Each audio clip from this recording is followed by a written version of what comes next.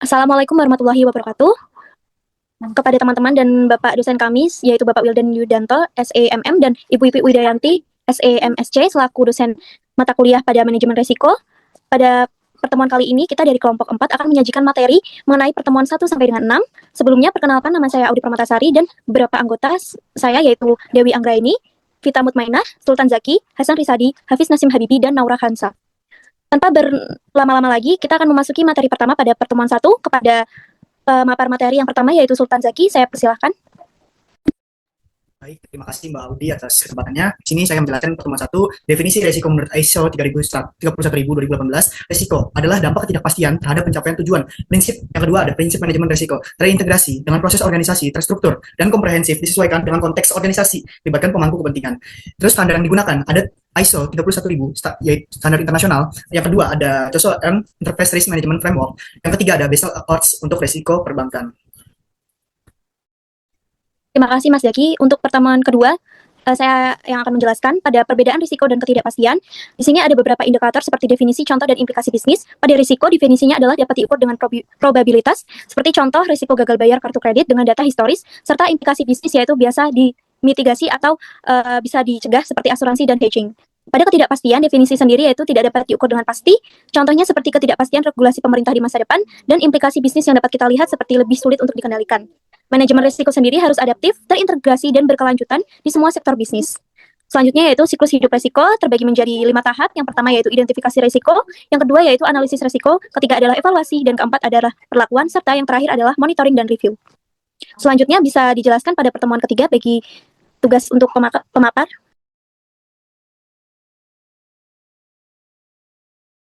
Maaf untuk on mic dahulu ya Mas ya.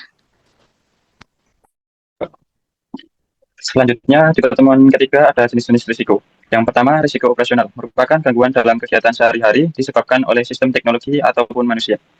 Risiko yang kedua yaitu risiko finansial, merupakan potensi kerugian pada keuangan yang diakibatkan oleh masalah arus kas, utang, investasi, atau kondisi pasar.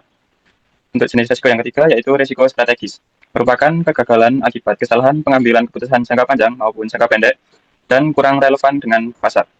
Kemudian risiko yang keempat yaitu risiko kepatuhan, merupakan kerugian material karena pelanggaran terhadap hukum, peraturan pemerintah, atau standar industri yang berlaku. Yang terakhir ada risiko reputasi, merupakan rusaknya citra perusahaan dan menurunnya kepercayaan pada perusahaan di mata publik. Selanjutnya pertemuan 4 akan dijelaskan oleh rekan saya. Baik, terima kasih Mas Hafiz. Selanjutnya untuk Mbak Dewi untuk menjelaskan pada pertemuan keempat. Baik, jadi pada pertemuan keempat kali ini, kita akan belajar mengenai teknik identifikasi risiko, yang mana teknik identifikasi risiko itu terbagi menjadi beberapa macam. Yang pertama adalah brainstorming, yang mana hal ini teknik untuk mengidentifikasi risiko yang melibatkan tim untuk diskusi secara terbuka guna menemukan potensi risiko. Nah, keunggulan dari brainstorming itu sendiri yang pertama tentu saja banyaknya ide kreatif yang muncul, serta tingkat partisipasi yang tinggi dari tim. Namun, dalam brainstorming ini memiliki kelemahan. Yang pertama, ide atau pendapat yang dikemukakan itu bisa bersifat subjektif dan juga hasilnya nanti bisa bias karena tergantung pengalaman dari peserta itu sendiri. Yang kedua adalah teknik checklist, yakni daftar risiko yang umum digunakan untuk memandu identifikasi. Jadi nanti kita melist daftar risiko apa saja yang ada dalam perusahaan. Contohnya, daftar risiko yang ada pada perbankan seperti kredit macet, risiko likuiditas, dan risiko IT nanti kita rumuskan dan kita checklist. Yang ketiga adalah risk mapping atau pemetaan risiko, yakni visualisasi risiko dalam matriks berdasarkan likelihood atau kemungkinan dan impact atau dampak bagi perusahaan. Nanti hasilnya, yakni peta risiko yang menunjukkan bahwa prioritas mana yang harus dikelola. Terima kasih Mbak Dewi atas penjelasannya dan pemaparannya. Selanjutnya kita beralih pada presentator kelima kita, yaitu Mas Hasan, untuk menjelaskan pertemuan kelima.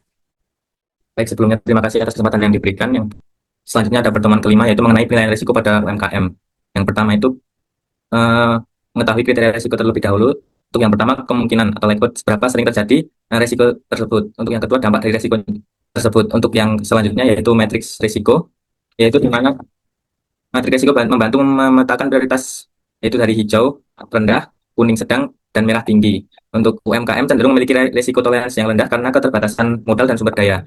Untuk pendekatan penilaian risiko, yaitu terdapat dua, yaitu kualitatif dan kuantitatif. Untuk yang kualitatif tersebut menggunakan istilah rendah, sedang, atau tinggi. Untuk yang kuantitatif menggunakan rumus EMV sama dengan probabilitas kali dampak. Terima kasih kepada Mas Hasan atas penjelasannya. Selanjutnya kita akan beralih pada presentator ke-6 kita, yaitu Mbak Naura, untuk menjelaskan materi pertemuan pada pertemuan ke-6. Baik, terima kasih untuk kesempatannya. Langsung saja ke konteks risiko. Konteks risiko adalah lingkungan organisasi, tempat risiko muncul dan mempengaruhi tujuan organisasi. Terdapat dua sisi, yaitu internal dan eksternal. Sebagai contohnya, UMKM makanan, resiko keamanan pangan bisa muncul dari SOP produksi atau kapasitas SDM di sisi internal, dan dari aturan BPOM, selera konsumen atau isu halal di sisi eksternal. Kemudian, penetapan konteks risiko, langkah pertama yaitu tentukan dulu tujuan organisasi, apakah untuk profit, kepatuhan, atau keberlanjutan. Yang kedua yaitu analisis lingkungan internal dan eksternal menggunakan alat seperti SWOT atau PESTEL. Yang ketiga, identifikasi pemangku kepentingan seperti konsumen, regulator, dan investor. Yang terakhir, mendefinisikan kriteria risiko, apa yang dianggap rendah, sedang, atau tinggi. Kemudian yaitu prediksi konteks risiko. Selain menetapkan konteks saat ini, kita juga memerlukan memprediksi perubahan di masa depan. Misalnya digitalisasi bisa menimbulkan risiko serangan cyber, perubahan regulasi pajak bisa menambah biaya, dan perubahan iklim bisa mengganggu rantai pasok pertanian. Baik, terima kasih kepada Mbak Naura. Untuk pertemuan ke-6 ini bisa dilanjutkan oleh rekannya yaitu Mbak Vita. Silakan untuk melanjutkan pertemuan ke-6. Terima kasih sebelumnya. Yang kemudian yang keenam ada materi penilaian. Yang seperti materi penilaian yang sudah dijelaskan sama Mas Hasan tadi, dibagi menjadi 3 zona, yaitu zona hijau untuk rendah, zona kuning untuk sedang, dan zona merah untuk prioritas. Sebagai contohnya, pada kasus UMKM fashion, yang terjadi risiko tren mudah cepat berubah, kemungkinannya tinggi, dampaknya sedang sehingga masuk ke zona kuning, sehingga butuh mitigasi seperti risetan pasar dan juga desain cepat. Kemudian ada risiko kebakaran gudang, kemungkinannya rendah, dampaknya tinggi. Ini masuk ke zona merah atau prioritas utama, sehingga membutuhkan ketika asuransi pemadam kebakaran SOP seperti itu. Kemudian ada tingkat toleransi risiko. Yang pertama, risk appetite, yaitu sejauh mana risiko ini diterima. Kemudian ada risk tolerance atau batas maksimal risiko. Sebagai contoh, UMKM fashion mengalami kerugian kurang 7% omset pasar. Omset ini masih bisa ditoleransi, tapi lebih dari 7% harus segera ditangani. Baik, terima kasih kepada Mbak Vita dan presentator yang lain yang telah menjelaskan dan memaparkan materi pada pertemuan 1 sampai 6 mata kuliah manajemen risiko. Kami rasa sudah cukup. Mohon maaf bila ada kurang dan lebihnya. Kami akhiri dan terima kasih telah menonton video kami. Wassalamualaikum warahmatullahi wabarakatuh. Waalaikumsalam.